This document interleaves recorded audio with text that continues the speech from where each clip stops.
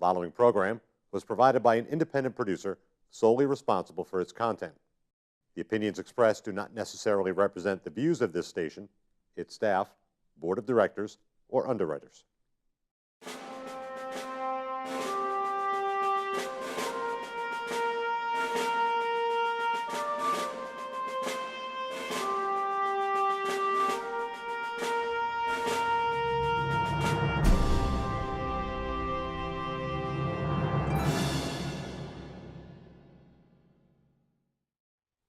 Hello and welcome to Perspectives. My name is David Schoeneman. I'm your host on this program. I'm also the alderman for Ward 3 here in Nashua. On Perspectives, we take a look at a variety of issues on a state, local, and a national level that we believe are of interest to you, the Nashua resident and taxpayer and voter. We do this to keep you informed. We have elections every fall here in New Hampshire, even in odd years both, on various levels, and it's important that you are informed about what your government is up to. In the past few weeks, we've been taking a look at a number of local issues, primarily because the Nashua budget has recently been passed. We've also been out to the airport for a couple of human interest stories, which I hope you've enjoyed. Today we're going to depart from that and head back to national level issues. Today is Thursday, July 21st when we're taping, and we're in the midst of the Republican National Convention that's being held out in Cleveland. A lot of news out of there. Now, the nominee, Donald Trump, has not spoken yet. He'll be speaking tonight. We don't have any news on that speech. We'll hopefully have more about that in the future. But we do have a lot of events that have come out of the convention in the last few days. With me today to talk about these national level issues and Republican National Convention is Colonel Gary Lambert, retired USMC. Gary was a New Hampshire State Senator for District 13 in 2010, from 2010 to 2012, and he was a candidate for U.S. Congress in 2014. Gary, welcome. Thank you for coming on. Dave, thank you very much for having me on again, and I deeply appreciate the opportunity to talk about the issues that you want to talk about here. But hey, first of all, congratulations in order. I know you've got some very special news that you, I don't think, have shared with. I haven't shared on the program yet, but my wife and I are expecting. Yeah, that's wonderful news. Our first child, who is due on October 17th.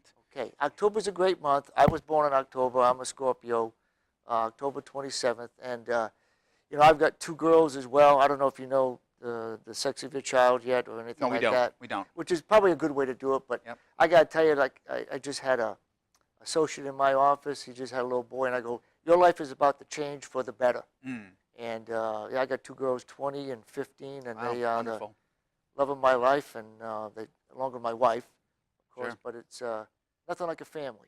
That's what absolutely nothing like a family. That is the nucleus of the way it works. You know. That's right, and you know, family predates government. Yep. This goes way back. Right. This is the foundation for society. Right. Not just the foundation for government, but the foundation for society. It's very important. No, it is. So we're very excited about it. Yeah. I'm an October birthday. My wife is an October birthday. Gee. This baby's going to be an October birthday. So October's a great month. It is a great month. I didn't know your birthday was in October. And you can also bow hunt for deer in October. There you go. Another reason why I love it. But, yeah.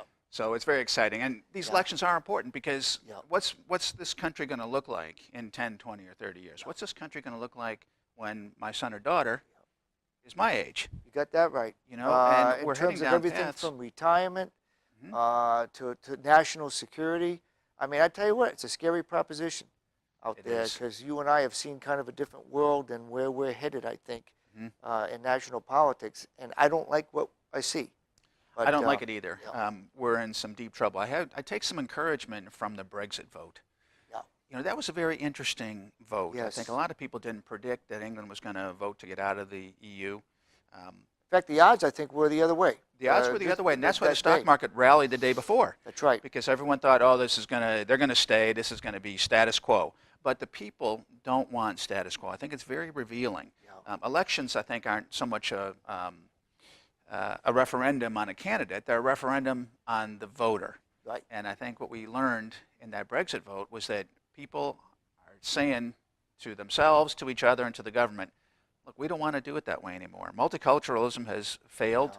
Socialism is not working over there, and they don't want to be told what to do by the folks in Brussels. You're right. And look, that's why you've seen the rise of Donald Trump, Bernie Sanders, and a lot of other folks out there like that. And because the people are tired of the way things are going. That's right. And you know what? They almost want to go back to the way kind of things were, back to the tribe, so to speak, back to the family, because this whole global thing has not turned out as well as I think a lot of folks have thought it was going to turn out. Right, and it isn't natural. What's natural is the family unit Right. and local community, and I think that's what people want.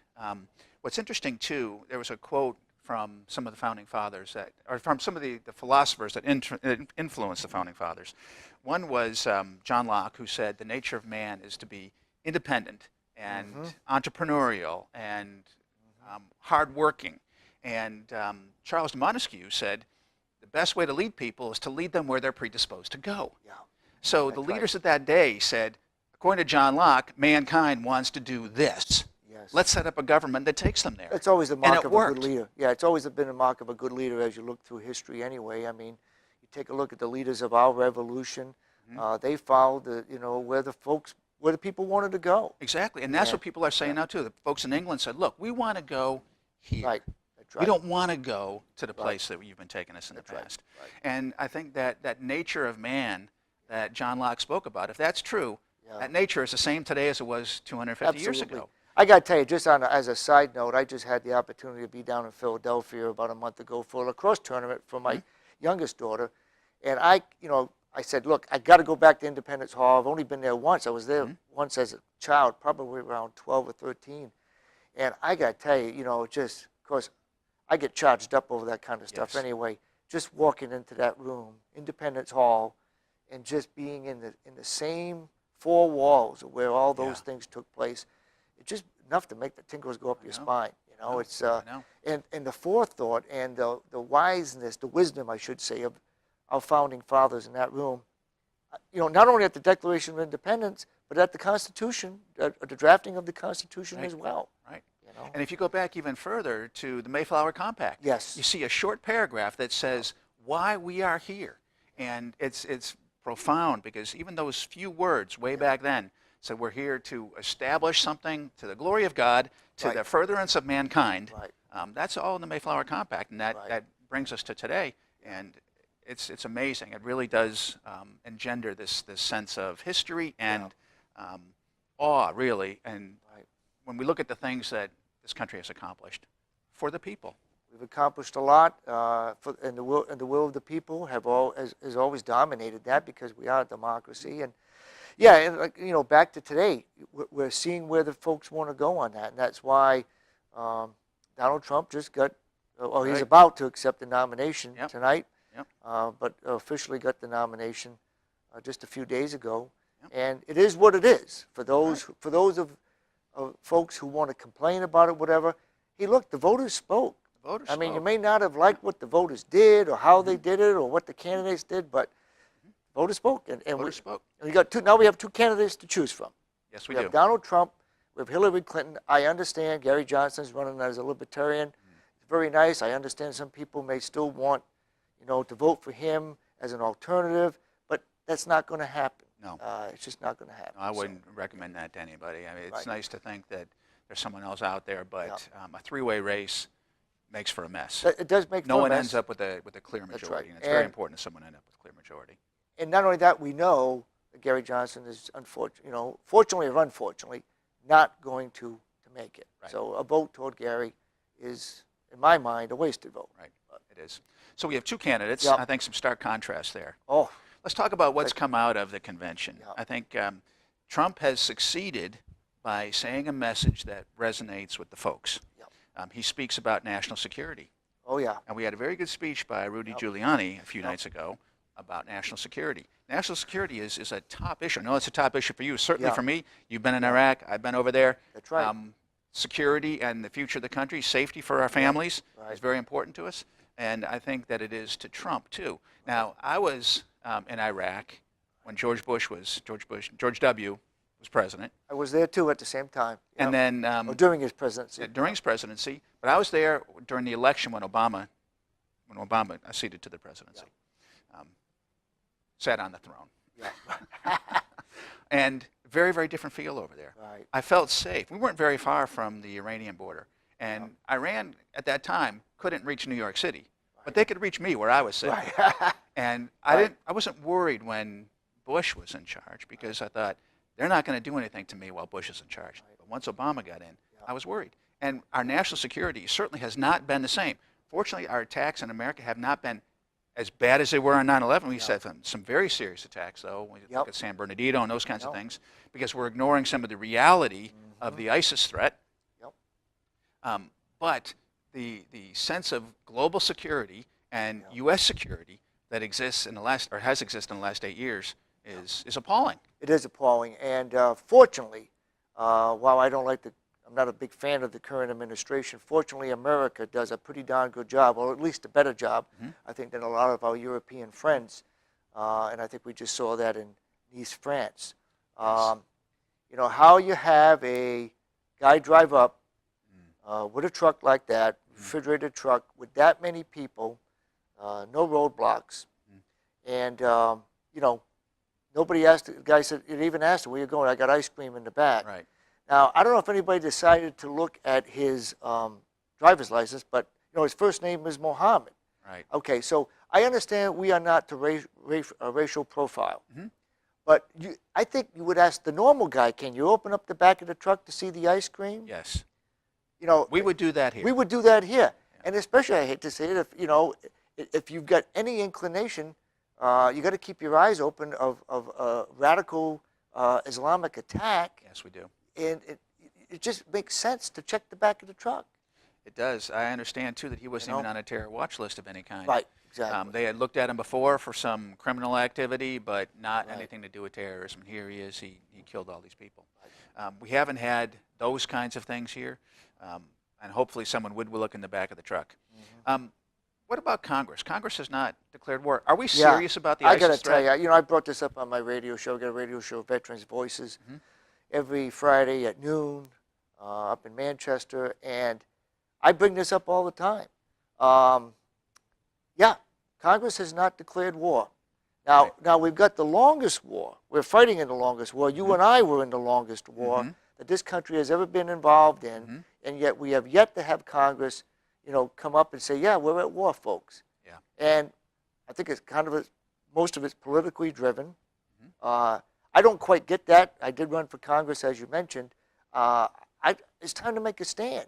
I'm a stand type of guy. Right. You're going to know where I stand. We're either going to war or we're not going to war. We're either going to declare we are or we're not. Right. We're not going And to screw around all the time on this. exactly. We have to be determined. Right. When I look at the history of World War II and I see how quickly American forces, Allied forces advanced, it's amazing to think that we were attacked in 1941, December 1941, and by 1945 the war was over and the world was changed. Exactly. 4 years. Right. Less than 4 years. Right. So here we are, how many years now into this? A whole different determination. The country was at war as a whole. Right. Everybody knew someone that was going. Now it's very rare to find, you know, someone that, like even in my neighborhood, when I went to Iraq, I think I was the only one of the few guys in Nashville that I knew that went. You know, I was in a reserve. But we were on war footing. There were war bonds. People took sacrifices. And now people are going their merry way. Yeah. And the only time they pay attention to the war is when there's a terrorist attack somewhere. Yeah. And then it hits the news for about a 48-hour cycle. People go back to doing what they're doing. We seem to be inured to the whole Yeah. thing. And I don't like living in that kind of world. We have to do something. We have to face, I think, what ISIS and the Islamic threat really means to us, to our way of life. Right. Not just our way of life, but really to human existence. Right. Because we mentioned John Locke earlier. John Locke said, mankind wants to be free, mankind wants to succeed, work hard, and Islam is against many of those kinds of things. It's this constraining legal system, not really a religion, it's really a legal system. Yes, absolutely, Sharia law. Yeah, Sharia law, and it's very, very harsh, and it goes against what human beings like to do and who we are. You're absolutely right, and we got to face it. Yep, we got to face it. We've got to say, look, America is not that. Right. America is not Sharia law. America is about independence, liberty, to be able to, you know, have fun, do great things. That's what we've based our Declaration of Independence on, our Constitution on. And yeah, it's sad that I've got children in this world. You're about to bring a child into this world where you've got to. In my case, I walk down the street and I'm always looking. You've got to be aware of your surroundings. So many people are like, hey, things are safe. No, they're not always safe. No, you have to look very, very carefully. Yep. We were at a restaurant one night, and we walked out of the restaurant, and there was a van parked over in the corner. Yep. What's a van doing in a restaurant? Right. And I was looking at the springs. How heavy is that thing on its springs? Yep. Just asking there you myself, go. What's that vehicle doing here? Is someone sitting in Right. it? And here I was, just coming out of a restaurant. So I was kind of surprised to feel that all those instincts that were drilled into us. And that's maybe why. But I Yeah. got to tell you, it's unfortunate that we have to do that more, because that's how we defeat. That's part of the reason why we defeat terrorism. I mean, there's no silver bullet to defeating radical jihadists, Islamics. There's no silver bullet, but we've got to do a lot of things. We've got to attack them over there like we're attacking them there. But we got to make sure we find them over here before they do harm to us. We sure do. And that's not profiling. That's just Right. That's just wisdom. That's just wisdom. Yeah. So it's not racial profiling when you see something odd. Right. And, as we've all said, not all Muslims are terrorists, but all terrorists are Muslims. Right. Or at least they appear to be, or they are in the circumstances. So we have to we've learn had. from that. That's right. One of the things there's an editorial here we were sharing before the show started from the Telegraph about Trump's success is that he's focusing on ISIS and he's focusing on national defense. And I think Giuliani brought that out the other night. And Trump is certainly saying America needs to be defended. Right. Defended against a radical system that would come in and try to replace ours. And I think he also says we have to defend ourselves against an influx of people that are coming across open borders. Yes. Right. And look, I'm the son of an immigrant, so I get it. This country is about immigrants. Sure. We were just you were talking about the Mayflower. Yeah, the first or the second immigrants, actually, really. Jamestown being the first, I guess you could say. But yeah, we've got to do what they did when my mother came over in the 50s after World War II, which is, here's the deal. My mother had to have a sponsor. Her family had to have a sponsor. You just can't throw people into the world. There has to be some structure to them coming over. We have to decide who we want in. We can't just take everyone. But that's what we've always done, and now all of a sudden, it's a free-for-all. Right. And some people are saying, well, that's the way it should be. Well, no, it can't. No. We can't work as a country, as a nation that way. No, I think one of the things that defines a country, there are several things that define a country. One is borders, Right. Language, common language, Yep. and common system of values. Right. And that's what we would call the American way. And there's the Right. German way, and there's the English way. Right. And one of the things that drove England to vote on the Brexit was the sense that we want to be England. Right. We're not everybody else. And it's We got want to be England. That's right. And part of, I think, the thing that drove it was the free flow of immigrants. Yeah. Without the vetting, and a lot of these folks coming from Syria. And look, there's I'm sure some great people coming from Syria that have been thrown out of their country by a bunch of thugs. Radical Islamic thugs is what they are. And so, there's people we may want in our country from Syria, from Iraq. I met plenty of great Iraqis. I'm sure you did too when we were in Iraq. But there's a bad element that's trying to sneak in with them. Yes. And our job is to prevent the bad element from coming in. But we seem not to be willing to do that. But we don't want to do it. And I think Americans want us to do that, and that's a message that Trump has had. That's right. That I think is one of the big distinctives between him and Hillary. Hillary is not wanting to really protect us, just like Obama really protected us. It's black and white on That's right. those issues. And like I said before, the voters have spoken. Yep. They want, I think, they want security. Right. They want ISIS defeated. And they want someone who talks like that. Exactly. And frankly, I think Trump's probably a doer too. He's talking now, but I think if he were to get in office, he is actually going to do something. I think he would do something. I think he's. I think that he would choose people to be around him who would be beneficial. We can take a look at his vice presidential choice. Yep. There's a guy who is Pence, who is conservative. He succeeded economically in Indiana. He's very solid. I think that he's a guy who can influence Trump, who can speak to these issues on Trump's behalf and on the people's behalf, both ways. And I think that he's going to provide some good leadership there too. So if that's his first choice that we've seen, it's a good choice. Very good choice. So far, so good. So far, so good. Yeah, that's right. So we have some distinctives now between Trump and Hillary. Right. We've got national security focus. Yep. What about economic focus? Well, economic, I mean, that's an easy one, too. I think it's black and white. I mean, this really is a black and white election. I mean, I think people said that about Obama and Romney 4 years ago, but this is really black and white because economics, well, yeah, Trump would like to have do it the American way, which is bring this country back. Right. You know? And then, of course, if you take a look at it, at Clinton's method, which is, okay, we're going to tax you more, right. we're going to give away more, and hopefully I'll get more votes because of that, because it's clearly just pandering to a certain segment of the population that says, if I give you all this stuff, you will vote for me. That's right. And I don't think, well, it has worked at times in the past, Right. but there's a lot of talk about how much division there is in America right now. And it's that message that I think really creates that division. Obama ran on what he called hope and change. I think it was really hate and envy.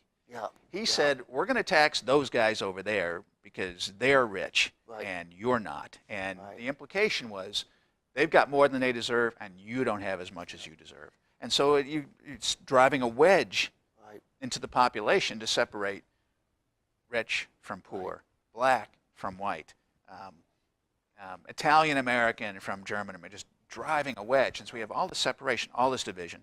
It's a nasty situation. And it should be, the message should be, hey, this country is a country where you can do anything you want to be. And we're going to help you do anything you want to do, but we want you to rise up. Right. I mean, the rising tide floats all boats. Let's get on the boats and let's rise with the tide. That's right. Look, I've always said this even when I ran for Congress. I don't think poor folks want to remain poor. No.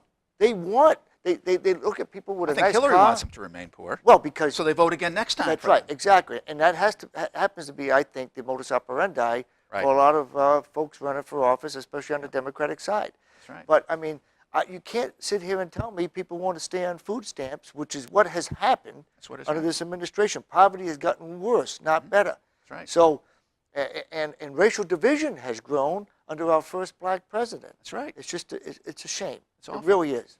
I read a quote from Abraham Lincoln, who I like and admire. I think a lot of people. He's one of my favorite guys. He's one of the favorites. Yeah, I know. He said something about this very issue. And a lot of times those quotes from back in the day are very long because they didn't make sentences the way we do. They wrote well back then, too. Didn't they? No, they did. It's just the writing just flows like poetry. It's amazing. Normal people, they wrote well. Well, he said something to the effect that if you see someone who has a nice house, don't let that kindle your anger. Let it be an example to you that if he has a nice house, you can have one too. If that guy worked hard, let that be an inspiration for you to work hard so that you can become an inspiration for the next generation. I don't know, Dave. That's how great. I grew up. It's probably how you grew Yeah, up, absolutely. too. I remember, like, driving around, and we grew up very modest, very middle class or lower. And I remember driving around with my father and mother on these Sunday drives, see a big house. Geez, how did they get there? And my father goes, well, they probably went to college. Or they're probably doctors and lawyers. Well, I'm like, well, I guess I better head in that direction then. Sure, it's an inspiration. Because it's an inspiration. But it's not. It didn't drive you to want to spray paint this guy at the guy's house, or to start to hate him, or to think I want to take from you. It never occurred to me. That's not the message my father sent to me. Or mine. You know, and so the message that the next president sends to the voters and the country has got to be, hey, look, we want to help you rise up. We're here to help you rise up. And this is why I think these elections are so important.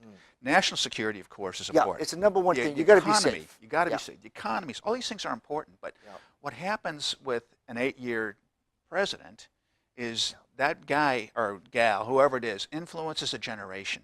Yes. So we've got a generation of kids that have grown up through the Obama years who study social issues in high school and whatnot, and current events and all that sort of thing like we used to do. And the message that comes out of all that studying, all that shaping is that guy over there owes you something. Right. And it's up to us to go and get it. Well, that's that division. What gets me is, and look, I lost my father when I was 18. He was 50, died of a heart attack. My mother didn't even have a high school education. But, we did it, whatever. And now the cry is for free college. And everybody's lining up for that. I mean, I never wanted free college. I wanted an opportunity to go to college. Sure. I was willing to pay it back, work hard, do whatever I had to do. But I never said, I need the free ride here. No, I didn't either. You know? And I think that would be an unreasonable thing to want to have. We just can't afford it. Right. Back then, college was a lot more affordable. For It me, it's was. a heck of a lot more It affordable. I went to was. grad school, though, too. Yep. And I got scholarships, I Yep. got grants, I Yep. borrowed a little bit, and of course, it's all Yep. paid off. That's right. So it's a very different world. So the reason this election, I think, is so critical is because what do we want the next generation? How do we want them to Yes. be shaped? And I'd rather have somebody who says, the opportunity is here for you. If you work hard, you can achieve, Right. rather than the opposition, Hillary Clinton, will continue this one more term of Obama saying, you're owed. And It's going the to be borders sad. won't be Can you safe. imagine? I mean, we made it through these 8 years, barely. Barely. 8 more years, I'm not sure. The country's going to come out looking at on the other end as an entirely different country. It certainly will. At the end of the sausage maker. Yep. It really is not going to be pretty. Well, again, it's a referendum on the voter. Yeah. And I'm really hoping that American voters will take an example out of the Brexit situation and the English vote and say, who are we? Yeah. Who do we want? Do we want to be told what to do? What is our nature? And which of these two potential leaders, which one is a leader, which one's not? Right. Which one is going to encourage us to go where we're inclined to go? And I think Trump is the one who's going to encourage us to go where we're already inclined to go. I agree. And I think the message that I'm sure that you want to give, and the message that I give is, look, you may not be in love with Trump. I'm not in love with Trump. I'm not either. I mean, Trump was He wasn't not my choice. choice. He wasn't my choice either. I mean, my first choice was Lindsey Graham. I went then to Bush, and then probably a Kasich guy. But we're here now, and so you have two alternatives, and it's either Trump or Clinton, and it's very clear to me. It's very, very clear. We have someone who might be a little too brash, maybe a little boorish on the one side, and you may not like him. Right. But we got an abject liar on the other Right. side, and how can you trust a liar? It's impossible to ever. Once someone lies, you can never trust them again. That's right. It just doesn't work. And I don't mean to beat the partisan drum, but seriously, she's got a history. The Clintons have a history of lying. Bill Clinton was disbarred because of lying under oath, okay? And this whole email thing, we don't even have it. We don't have enough time in the day to talk about the email, because both you and I dealt with secure, classified information, and we know the consequences. Well, I tell you what, when I got my security clearance, I had to be polygraphed. Yeah. And that they called that an interview. It wasn't an interview. It was an interrogation. That's right. I went through an interrogation on a polygraph, and I got a security clearance, and they made it very clear what the consequences could be if I were to write my memoirs or write a book or say something that I shouldn't say. Right. Certainly to mishandle any kind of classified information. You were dealing with classified things. I certainly was dealing with equipment and technology and missions that I would love to talk about. Right. But I'm not going to. That's right. Because I know what the consequences are, and they're serious consequences. And she's not facing the consequences. Gary, we are out of time. Oh. I want to thank you very much for coming in. I want to have you in again. We can talk about the Democrat convention. I think these are important issues. We got to talk about what's going on so the folks at home can stay in tune. Dave, thanks so much for having me on. I really appreciate it. Well, that sounds great. Thank you so much. Folks, thank you very much for tuning in. This is Perspectives. My name is David Schoeneman. I'm here with Colonel Gary Lambert, United States Marine Corps retired. We're talking about national issues, and in particular the Republican National Convention. Hope you've enjoyed the program. If you have any questions or comments, please reach out to us at perspectivesnh@gmail.com. Excuse me. We look forward to seeing you next time. Thank you very much for tuning in.